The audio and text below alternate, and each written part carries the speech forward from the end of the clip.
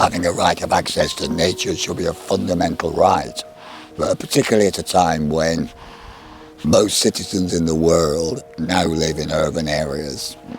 So this is really important, and this effort to promote this concept, of course, is very relevant today. We can see with COVID-19 and all the virus problems and the restrictions, that's how important it is for people to get some sort of access to nature wherever they are.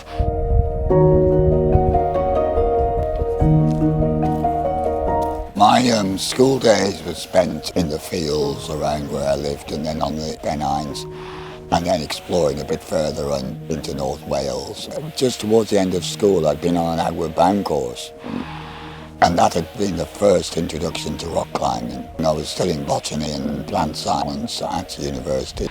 While at university, I managed a couple of expeditions. On the first trip to Mount Kenya, we did the first complete ascent of the Diamond Couloir. When I was bivouacking at the bottom of the Diamond Couloir, I can remember starting to think about the environmental situation. And you could just see on Mount Kenya the way the glaciers were shrinking, to the extent they weren't going to be left for much longer. Towards the end of the 1970s, we had what was the first big environmental battle that I was involved in, and that was in the Northern Corridors up above us. And this was the Lurch's Gully ski development, where they were trying to expand westwards into Corrantreg, Corranlocken and Lurch's Gully.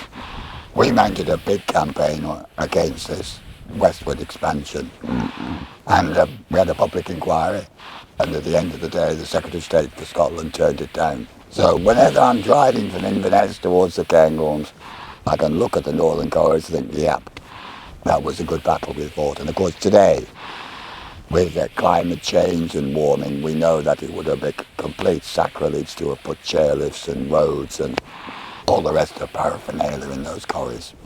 We started to promote the idea of rights of access to nature, and that in due course led on to the work we did with the Ramblers and other bodies. The Ramblers were starting a new campaign to get right to roam in Britain. First of all, we had to convince the politicians that this was a worthwhile objective. And we did a film, Channel 4, in their Dispatches series, in 1992. In Scotland, the public has no legal right of access, even to footpaths used for centuries. But it's the only walk around here, isn't it? No. On your way then, come on. When they came to Scotland, they were very keen to show what landowners are up to, and also attitudes developing amongst the landowning interests where they wouldn't respect any longer the traditional freedoms to take access, which we all know about as mountaineers in Scotland.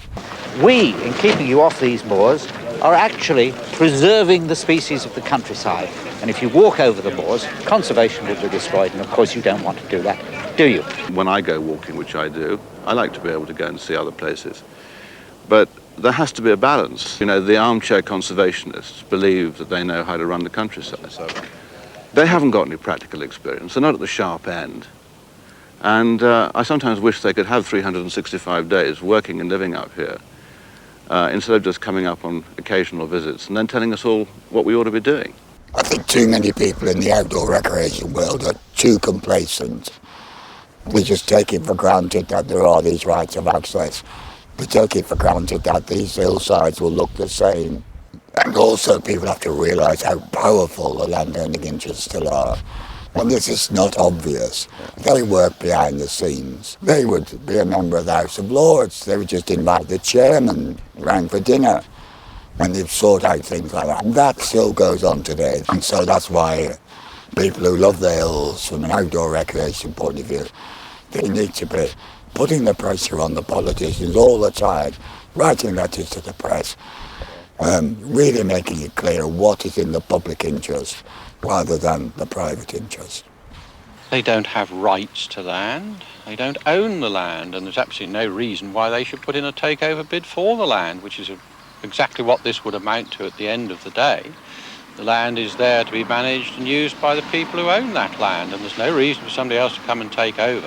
You know that this is not a right-of-way, sir. Right. Now, do not argue. The only thing you can do, Mr. Morris, is to take your Ramblers and go back the way you came. There's no right to hold this!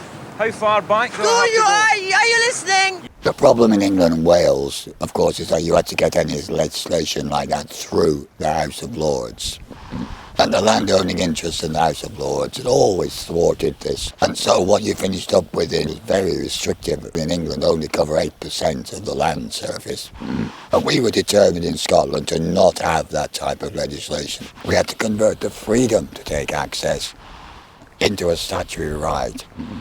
And with a statutory right, it gave us all confidence to walk on the land. The landowners knew they had to respect that. That's probably the best legislation in the world as a framework for access. And so the Acts came into place in 2003. But then, I had quite some personal difficulties. As you see, I've got a hole in my throat. It turned out I got throat cancer, although I'd never smoked a cigarette in my life. Our daughter, Esme, a year before, had suddenly developed a brain tumour, and this was a tremendously traumatic experience. And she had a big operation. She was completely paralysed.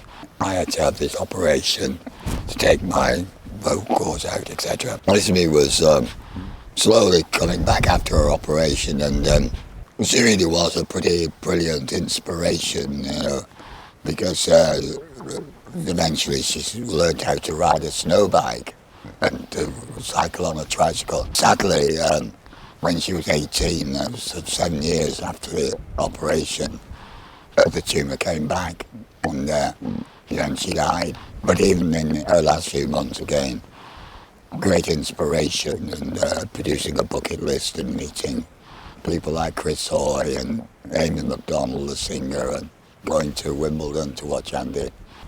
I think, that experience just shows you how, if you're brought up in a culture from the youngest of ages, going out in the snow, into the wild weather, it makes you so resilient for the future.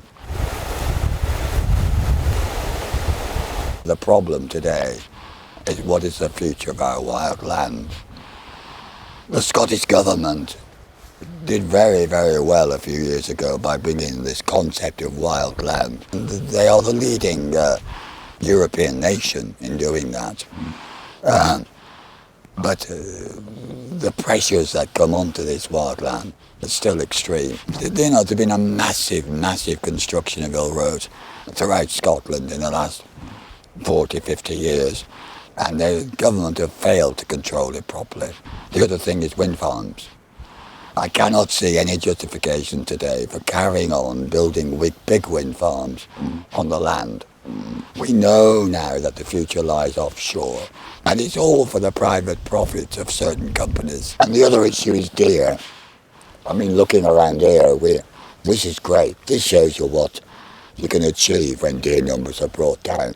When I was here in the 1970s, there were only 3 trees here. 1 over there and 2 over there. You can see the old ones there still. But since then, hundreds of trees have come back. The primary objective here should be to regenerate our existing woodland areas. At the end of the day, Scotland will then become a magnificent country to demonstrate, if you've got mountain areas like this, which have been degraded, the resilience of nature, rather like the resilience of mountaineers, is so good that you could get the restoration of these wild habitats, and you'll do a massive amount for biodiversity and massive amounts for solving the problems of climate change. Well, it's a great honour to receive. It's a great surprise to get this award. You can't get anything like this without having had a great deal of help from many, many people, both in the voluntary sector and many individuals in the private world as well.